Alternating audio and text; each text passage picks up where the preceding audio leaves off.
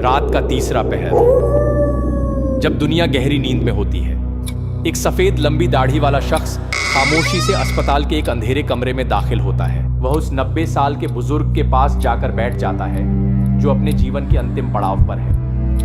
वह शख्स बस उसे देख रहा है, उस पल का इंतजार कर रहा है जब यह सांसों का सिलसिला थम जाएगा और फिर वह बुजुर्ग हमेशा के लिए अपनी आंखें मूंद लेता है, बिना किसी तड़प के, बिना किसी शोर के, मानो वह सोते सोते ही हमेशा के लिए लीन हो गया हो। लैंप की उस हल्की रोशनी में वह शख्स हैरान था कि आखिर जीवन का यह अंतिम सफर इतना शांत और इतना आसान कैसे हो सकता है। अपनी इस जिज्ञासा यानी क्यूरियोसिटी को शांत करने के लिए वह उस बेजान शरीर की जांच शुरू करता है। वह कोई अपराधी नहीं था, बल्कि वह प्रकृति के सबसे बड़े रहस्य को सुलझाना चाहता था। वह जानना चाहता था कि इस शरीर के भीतर की मशीनरी ने काम करना बंद कैसे किया।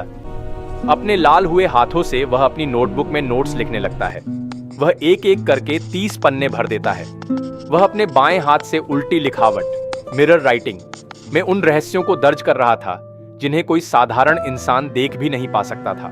यह इंसान था इतिहास का सबसे बड़ा, the cursed genius, Leonardo da Vinci. इसके सामने दुनिया के महान से महान साइंटिस्ट की हैसियत भी सिर्फ ताली बजाते हुए दर्शकों जैसी लगती है, क्योंकि लियोनार्डो ने सिर्फ पेंटिंग नहीं की, उन्होंने फिजिक्स, केमिस्ट्री, एनाटॉमी और ऑफ्थल्मोलॉजी जैसी 20 से ज्यादा अलग अलग फील्ड्स में ऐसी डिस्कवरीज की थीं जिनके राज आज भी आधुनिक वैज्ञानिक यानी मॉडर्न साइंटिस्ट ढूंढ रहे हैं। वो एक ऐसा जीनियस था जिसने आज से 500 साल पहले ही मानव शरीर में सोल यानी आत्मा की लोकेशन और गॉड्स डिवाइन कोड को डिकोड कर लिया था। जब दुनिया बैलगाड़ियों पर चलती थी, तब लियोनार्डो उड़ने के सीक्रेट्स, साम्राज्यों को तबाह करने वाले डेडली वेपन्स और मानव शरीर के हर हिस्से की सटीक ड्राइंग्स बना चुका था। हैरानी की बात तो यह है कि बिना किसी MRI या CT स्कैन के उसने मां के गर्भ में पल रहे बच्चे की सटीक बनावट तक को समझ लिया था। आप विश्वास नहीं करेंगे, पर कहा जाता है कि उन्हें अपने फाइनल डेज यानी अपने अंतिम दिनों का भी सटीक अंदाजा था। उन्होंने अपना यह सारा ज्ञान किसी को बताया नहीं, बल्कि अपनी पर्सनल नोटबुक्स में दर्ज कर दिया। उल्टे हाथों यानी मिरर राइटिंग से लिखे करीब 13,000 पन्नों का वो सीक्रेट नॉलेज जिसे उन्होंने सालों तक दुनिया से छुपा कर रखा। कागजों पर उतारा गया वही अद्भुत ज्ञान आज हम इस वीडियो में जानेंगे। साल 1580, लियोनार्डो को इस दुनिया से विदा हुए 60 साल बीत चुके थे। एक इतालवी कलाकार पोम्पियो लियोनी पुराने दस्तावेजों का एक ढेर खरीदते हैं, लेकिन जैसे ही उन्होंने उन पन्नों को खोला, उनकी आंखें फटी रह गईं। आखिर ऐसा क्या था उन कागजों में? हर पन्ने पर रहस्यमयी मिरर राइटिंग, दाएं से बाएं लिखे गए अजीब अक्षर। वहां मौजूद थे इंसानी अंगों के ऐसे विस्तृत चित्र जैसे किसी ने 16वीं सदी में ही शरीर को लेयर बाय लेयर काट कर स्कैन कर दिया हो। लेकिन बात सिर्फ शरीर की नहीं थी, वहां कुछ और भी था। ऐसे डेंजरस वेपन्स के डिजाइन जो बड़े बड़े साम्राज्यों को पल भर में राख कर सकते थे। लियोनार्डो उस वक्त के टाइम ट्रेवलर थे। जिस दौर में इंसान को ग्रेविटी का अंदाजा तक नहीं था, उस दौर में लियोनार्डो का दिमाग 500 साल आगे चल रहा था। ग्लाइडर्स, हेलीकॉप्टर्स, मशीन गन्स और यहां तक कि रोबोट्स। उन्होंने युद्ध का चेहरा बदलने के लिए एक आर्मर्ड टैंक का नक्शा बनाया था जो लोहे से ढका था और 360 डिग्री में हमला कर सकता था। उन पन्नों में छिपी थी ऐसी भविष्यवाणियां और फिजिक्स, केमिस्ट्री और इंजीनियरिंग के वो जटिल नियम जिन्हें समझना उस दौर के इंसानों के लिए नामुमकिन था। लियोनी ने इन बिखरे पन्नों को 2 बड़े वॉल्यूम्स में सहेजना शुरू किया। कोडेक्स एटलांटिकस, जिसमें 1111 पन्नों का सारा टेक्निकल और इंजीनियरिंग वर्क था, और कोडेक्स एरेंडल, जिसमें ह्यूमन बायोलॉजी और एनाटॉमी का पूरा ज्ञान था। लेकिन लियोनी ने एक बहुत बड़ी गलती कर दी। उन्होंने इन पन्नों के तारीखों के क्रम को नजरअंदाज कर दिया और सारे टॉपिक्स को मिक्स कर दिया, जिससे लियोनार्डो के काम का वास्तविक क्रम हमेशा के लिए नष्ट हो गया। लियोनी की मौत के बाद उनके परिवार ने इन वॉल्यूम्स को हिस्सों में बांटकर बेच दिया। इस तरह इस कर्स्ड जीनियस का काम 4 अलग अलग देशों, इटली, स्पेन, फ्रांस और यूके में बिखर गया। 1800 के आते आते जब रेनेसांस स्कॉलर्स की नजर इन नोट्स पर पड़ी तो उनके होश उड़ गए। अध्ययन के दौरान उन्हें कुछ ऐसे पैटर्न्स मिले जो सीधे तौर पर उस वक्त के चर्च के खिलाफ जा रहे थे। सबसे विवादित थे गर्भ में पलते बच्चे दिल के धड़कने की सटीक तस्वीरें। दूसरा हैरान करने वाला पैटर्न था लियोनार्डो के हथियारों के डिजाइन। उन्होंने जानबूझकर अपने डिजाइन्स में गलतियां छोड़ी थीं। जैसे क्रॉसबो का फायरिंग मैकेनिज्म जानबूझकर गलत बनाया गया था और टैंक्स के गियर्स उल्टे लगाए गए थे, मानो वो नहीं चाहते थे कि उनके ये खतरनाक आविष्कार कभी किसी गलत हाथ में लगे। लेकिन सबसे महत्वपूर्ण थे उन पन्नों पर लाल रंग के धब्बे, जो मानवीय तरल पदार्थों यानी ह्यूमन फ्लूइड से मिलते जुलते थे। तब स्कॉलर्स को समझ आया कि इस कर्स जीनियस ने आखिर इन पन्नों को सीक्रेट लैंग्वेज में क्यों लिखा था और इन्हें छुपाकर क्यों रखा था। उस समय चर्च के पास एब्सोल्यूट पावर थी। जो भी चर्च या बाइबल के उसूलों के खिलाफ जाने की कोशिश करता, उसे मौत के घाट उतार दिया जाता था। उस दौर में कई विचारकों को जिंदा जला दिया गया था। इसीलिए लियोनार्डो ने अपना सारा दिव्य ज्ञान इस गुप्त भाषा में कैद कर दिया। 1900 के आते आते उनकी थ्योरीज इतनी मशहूर हुई कि लेखकों ने सीक्रेट्स ऑफ द कोड और डिकोडिंग डा विंची जैसी अनगिनत किताबें लिख डाली। लेकिन आज भी ये किताबें शायद उनके ज्ञान का आधा अधूरा सच ही बयां कर पाती हैं। लियोनार्डो दा विंची एक ऐसे जीनियस थे जिनका जन्म शायद 20,000 सालों में एक बार होता है। लेकिन क्या आप जानते हैं कि दुनिया का सबसे कर्स्ड जीनियस अपनी आखिरी सांस लेते हुए अपने आप को और अपनी जिंदगी को ग्रेट फेलियर कह रहा था। उन्होंने कहा, मैंने ईश्वर और मानवता को अपमानित किया है क्योंकि मेरा काम उस स्तर तक नहीं पहुंच सका जहां उसे पहुंचना चाहिए था। साल 1938 में एक ऐसी किताब पब्लिश हुई जिसने लियोनार्डो के 99% राज दुनिया के सामने खोल दिए। इसे लिखा था लुडविग हेडनराइक ने, एक महान जर्मन आर्ट हिस्टोरियन और साइंटिस्ट जिन्होंने अपनी पूरी जिंदगी लियोनार्डो की उस रहस्यमयी भाषा को डिकोड करने में लगा दी थी। लुडविग की इसी मेहनत की बदौलत दुनिया ने पहली बार लियोनार्डो डा विंची के जीवन का असली विजन देखा। उन्होंने बताया कि लियोनार्डो सिर्फ एक आविष्कारक नहीं थे, बल्कि वे कुदरत के उस ब्लूप्रिंट को समझ चुके थे जिसे आज हम आधुनिक विज्ञान कहते हैं। वे जानते थे कि इंसान का शरीर और ये ब्रह्मांड एक ही नियम से चलते हैं। 15 अप्रैल 1452 इटली का एक छोटा सा गांव विंची, वहां एक बच्चा पैदा होता है। उसका नाम रखा गया सिर्फ लियोनार्डो, और क्योंकि वो विंची गांव से था इसलिए समाज ने उसे पूरा नाम दिया, लियोनार्डो दा विंची। लेकिन दुनिया की नजर में वो एक नाजायज यानी इलेजिटिमेट बच्चा था। उस दौर में समाज ऐसे बच्चों को डेविल्स चाइल्ड यानी शैतान की औलाद कहता था। समाज में उनके लिए कोई जगह नहीं थी, न स्कूल जाकर पढ़ने का हक और ना ही कोई अच्छी नौकरी करने का अधिकार।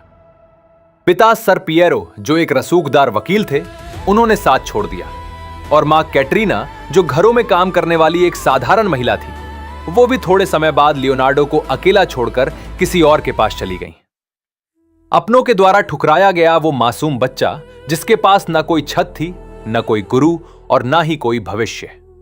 लेकिन शायद कुदरत ने उसे अकेला इसलिए छोड़ा था ताकि वो इंसानी पाबंदियों से ऊपर उठकर पूरी कायनात को अपना स्कूल बना सके। अपनों से दूर होने के बाद नन्हे लियोनार्डो को पनाह मिली अपने दादाजी के पास।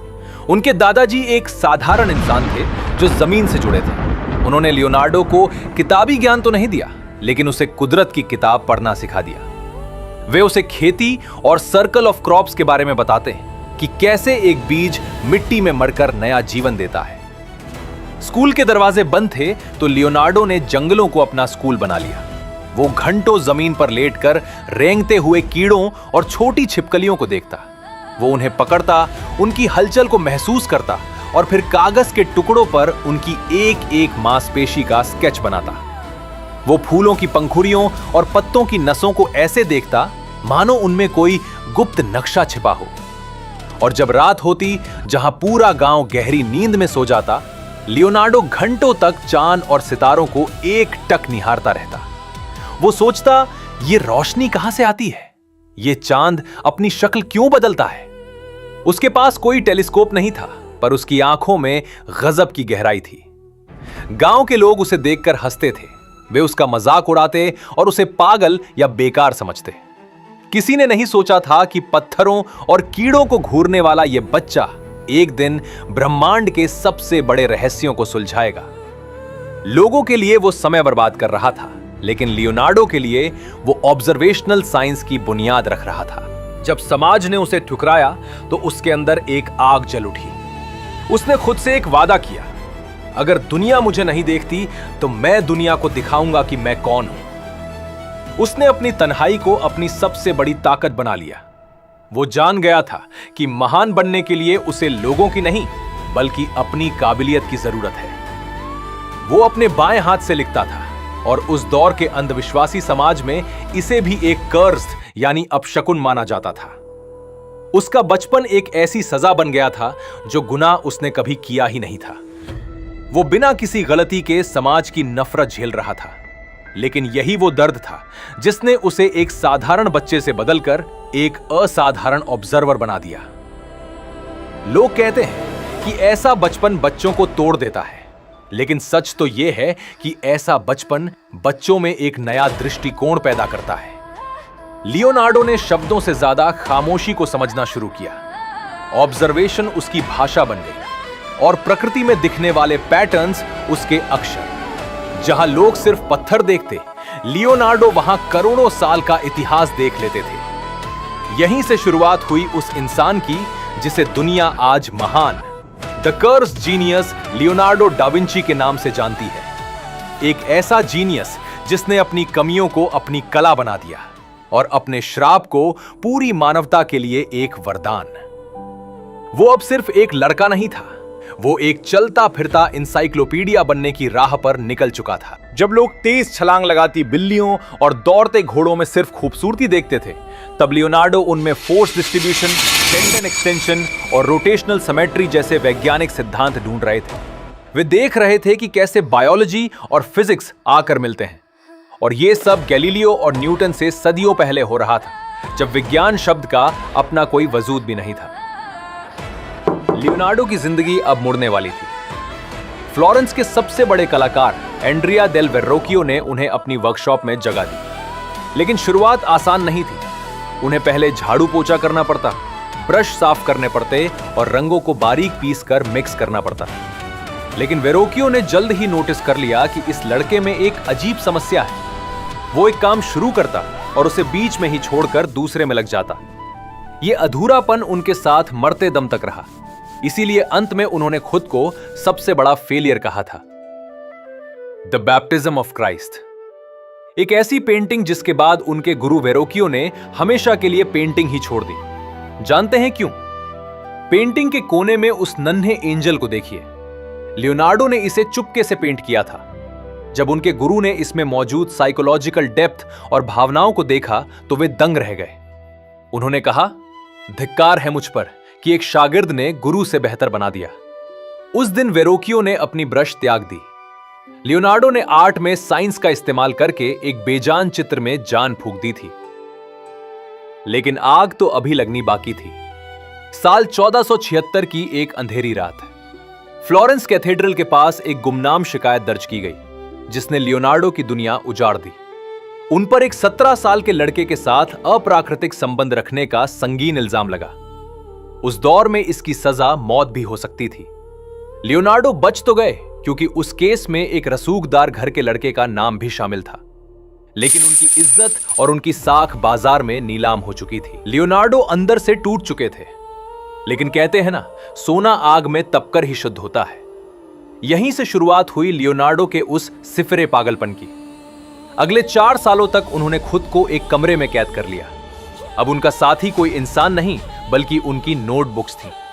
उनके सवाल, उनके स्केचेस और उनकी ऑब्जर्वेशन ही उनकी दुनिया बन गई। उन पन्नों पर एक नया ब्रह्मांड विकसित होने लगा, एक ऐसा ज्ञान जो आने वाली सदियों का इतिहास बदलने वाला था। ये वही समय था जब लियोनार्डो ने खुद को समझना शुरू किया। डर, शर्म, दर्द, ये भावनाएं हमारे भीतर कहां रहती हैं? हमारी आत्मा का वजूद कहां है? उन्होंने अपनी डायरी में लिखा, मुझे बताओ, क्या आत्मा के तर्क से बढ़कर भी कुछ प्रशंसनीय हो सकता है? अब सच्चाई जानना सिर्फ उनका शौक नहीं बल्कि एक जुनून बन चुका था। यह उनका ट्रांसफॉर्मेशन था। जिज्ञासा अब उनकी पहचान बन चुकी थी। इन जवाबों को तलाशने के लिए आखिरकार 1489 में उन्होंने गैर कानूनी तरीके से मुर्दे खरीदना शुरू किया। उन्होंने उन्हें काट कर ऐसी ड्राइंग्स बनाई, दिमाग के हिस्से लेयर बाय लेयर, आज की एमआरआई मशीन से भी ज्यादा सटीक। 500 साल पहले ही उन्होंने 3D और HD क्वालिटी में शरीर को कागज पर उतार दिया था। जिस दौर में लोग सोचते थे कि आत्मा सिर्फ खोपड़ी में बसती है, वहां उन्होंने लिखा, मुझे बताओ क्या इंसान के दिमाग से ज्यादा भी कुछ अद्भुत हो सकता है। लियोनार्डो के लिए खूबसूरती एक फॉर्मूला थी। उन्होंने लिखा, the head is ruled by geometry. जहां एक आम आदमी सुंदरता को सिर्फ एक एहसास मानकर छोड़ देता, लियोनार्डो ने उसमें भी पैटर्न्स ढूंढ लिए। उन्होंने प्रकाश को समझा और यह जाना कि कैसे रोशनी किनारों को धुंधला रखती है। यहीं से उन्होंने स्फुमाटो का आविष्कार किया, एक ऐसा भ्रम जहां पेंटिंग के किनारे हवा में घुल जाते हैं। 1480 में बनी उनकी पेंटिंग जिनेव्रा दे बेंची इसका पहला सबूत थी। कोई मुस्कान नहीं, कोई हलचल नहीं, सिर्फ एक गहरी सोच। एक ऐसी चीज थी जिसे लियोनार्डो ने कभी खुद से अलग नहीं किया। वो एक पेंटिंग जिसे हम आज मोनालिसा के नाम से जानते हैं। उन्होंने इस पेंटिंग को 16 सालों तक अपने पास रखा और वो अपने आखिरी समय तक उस पर ब्रश चलाते रहे। वे जहां भी गए इसे हमेशा अपने साथ ले गए, क्योंकि ये सिर्फ एक पेंटिंग नहीं थी, ये उनके जीवन भर के विज्ञान का निचोड़ थी। उन्होंने अपनी स्फुमातो तकनीक से इसमें जान डाल दी थी। अगर आप ध्यान से देखें तो इसकी मुस्कान कभी स्थिर नहीं रहती, ये बदलती है आपके देखने के नजरिए के साथ। अगर ये पेंटिंग आपके कमरे में लगी हो तो आप कहीं भी खड़े हो जाएं, आपको लगेगा कि मोनालिसा आपका पीछा करते हुए बस सिर्फ आपको ही देख रही है। ये उनकी एनाटॉमी, उनकी ऑप्टिक्स और उनकी आत्मा की खोज का सबसे बड़ा सबूत थी। लियोनार्डो ने दुनिया को साबित कर दिया था कि एक ब्रश से भी अमरता यानी इमॉर्टैलिटी हासिल की जा सकती है।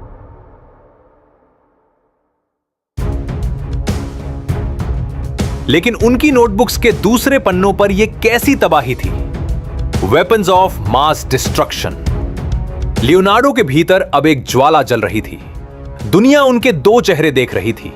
एक तरफ वो इंसान जो पिंजरे में बंद पंछियों को खरीदकर आजाद कर देता था, और दूसरी तरफ वो इंसान जो दुनिया को तबाह करने वाले हथियार डिजाइन कर रहा था। दुनिया के लिए यह एक पहेली बन गया। आखिर लियोनार्डो कौन थे, एक नायक या एक खलनायक? कैसे एक जीनियस 20 से ज्यादा क्षेत्रों में ऐसी खोज कर गया जो दुनिया से 500 साल आगे थी?